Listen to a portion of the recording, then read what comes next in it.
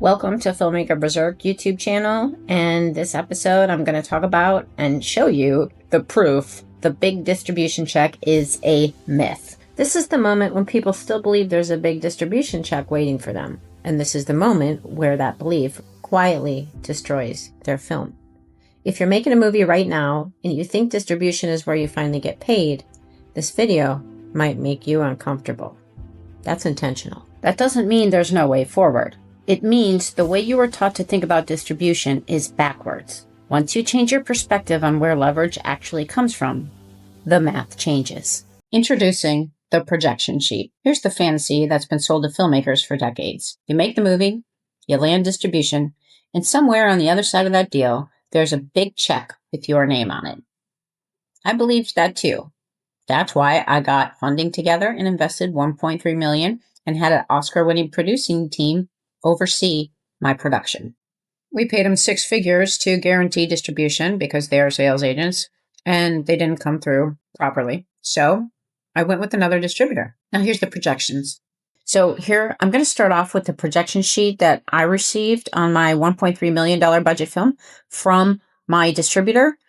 This woman I had a 2-hour conversation with, she wanted me to sign the deal so bad because I had two-time Academy Award nominee Bruce Dern, Emmy winner Gil Bellows from Shawshank Redemption. Bruce Dern is a legend in the film industry, one of the first people to kill John Wayne in a movie. So he goes way back to the classic cowboy films, and then he was in a lot of Tarantino movies from The Hateful Eight to Once Upon a Time in Hollywood. I had a great cast and all. When I went to sign the agreement, I had a long conversation with her to ensure that this was going to be a good deal. Of course, we were conducting business as usual. Everything was great. I was treated respectfully and kindly on the phone. We had a great conversation. And she sent me these projection sheets, said that she was going to distribute it worldwide. So we were going to have an international distribution deal. She would take 20% on the back end, and I would get the rest of the revenue minus the expenses that would be in the contract. And we were looking at almost $2 million just on the projections alone. And that didn't include some other of the sales.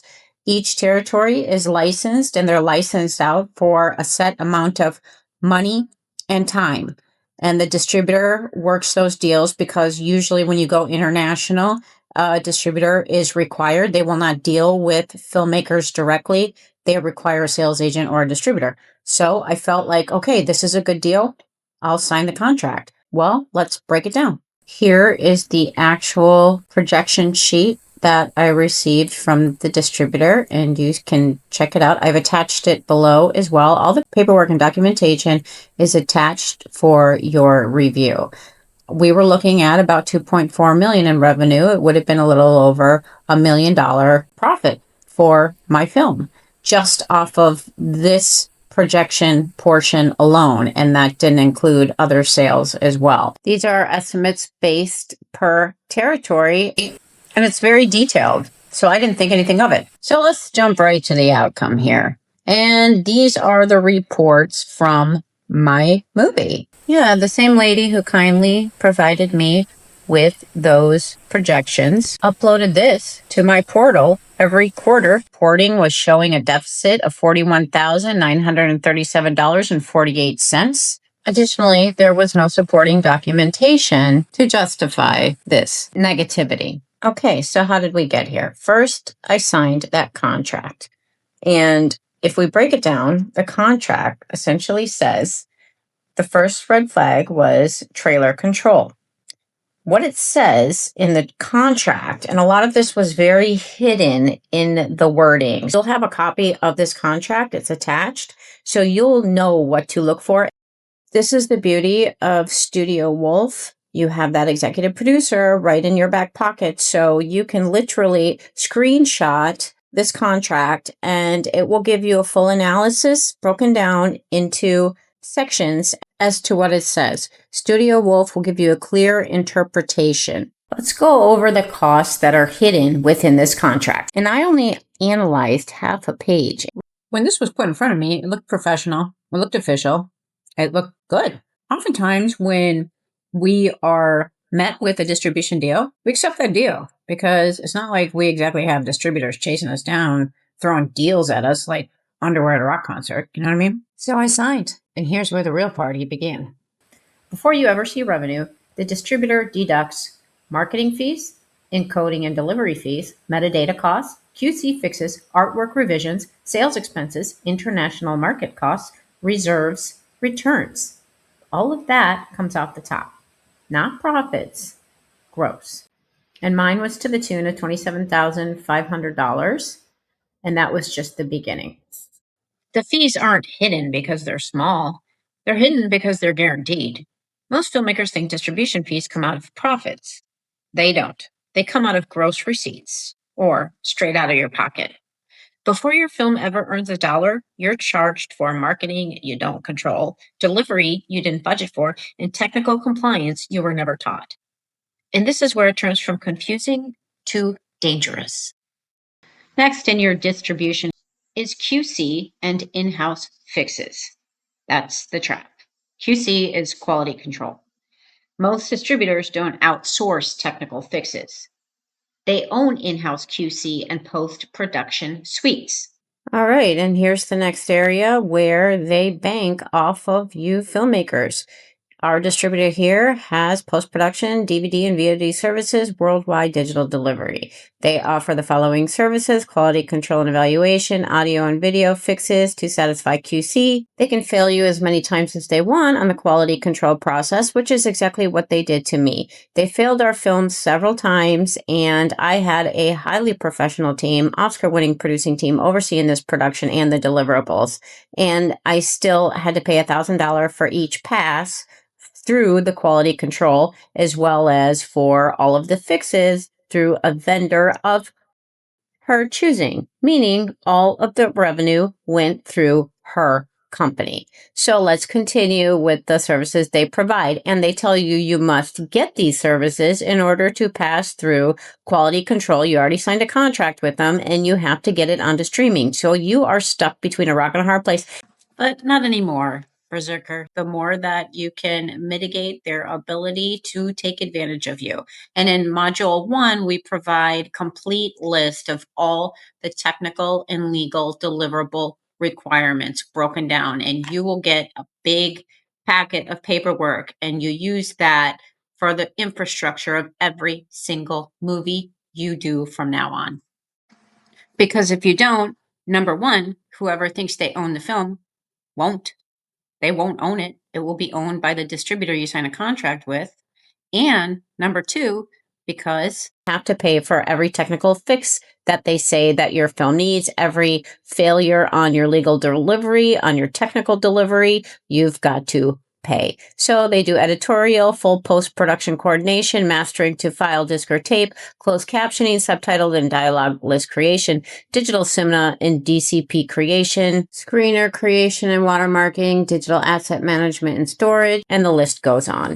So when your film fails quality control, and it will probably fail several times like mine did, because each pass cost $1,000, and then each technical fix costs several $1,000s. Let's go back. So when your film fails quality control, they don't reject it. They invoice it. Audio levels, charged. Metadata errors, charged. Subtitles, captions, color space, aspect ratios, charged. This isn't punishment. It's a business model. Your mistakes become their margins. And if you didn't budget for post-delivery fixes, you didn't sign a distribution deal. You signed a liability agreement. But not anymore, Berserker. Their business model is over, because the more that you are aware of this, the more that you can mitigate their ability to take advantage of you. And in Module 1, we provide complete list of all the technical and legal deliverable requirements broken down. You will get a big packet of paperwork, and you use that for the infrastructure of every single movie you do from now on. There are some filmmakers that have approached me and told me a story about how, well, yeah, I got my film distributed. Actually, I've only heard of one say this in 25 years. Yeah, I got my film distributed, and well, he's not the owner of it. Somebody else had invested in it. They did no paperwork, no chain of title, nothing solidified for ownership in any way, shape, or form. No protection, no E&O insurance, none of that. So, he had made a comment to me and said, "Yeah, so I got a check from a distributor for 2000 on my movie, and I couldn't believe it. I was able to cash the check, and it worked. It was good." And I was like, "Whoa, high five! That's great news." But can you believe that you're celebrating the fact that a check cleared for $2,000 on a higher budget movie than $2,000? And additionally, the movie belongs to the distributor, because when you submit a film, sign a contract, the only thing that you're doing when you sign the contract, it's not claiming ownership, you're claiming liability in the event of a lawsuit. So you're the person taking responsibility for that film, because the distributor essentially owns it. You don't. You don't have a chain of title. You don't have anything. This is standard ownership requirements that you need to have for your film.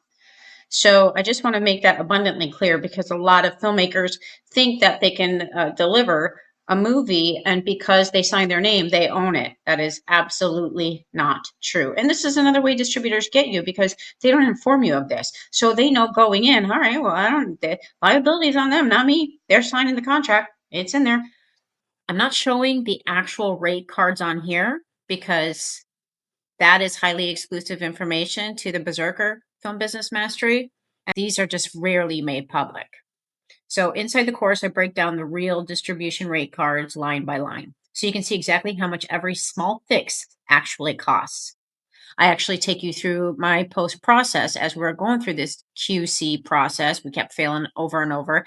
And I share information right down to details and conversations that I had in getting through this process, and how much each fix were, what they failed us for. So there was a number of things. So once you see them, contracts stop sounding generous. Next, I'll show you how these fees stack and why so many films never recoup. If this feels harsh, it's because the fantasy is comforting and the truth isn't. But I'd rather tell filmmakers the truth now than watch them find out after they've signed the contract. The big distribution check is a myth. And once you see the math, you can't unsee it.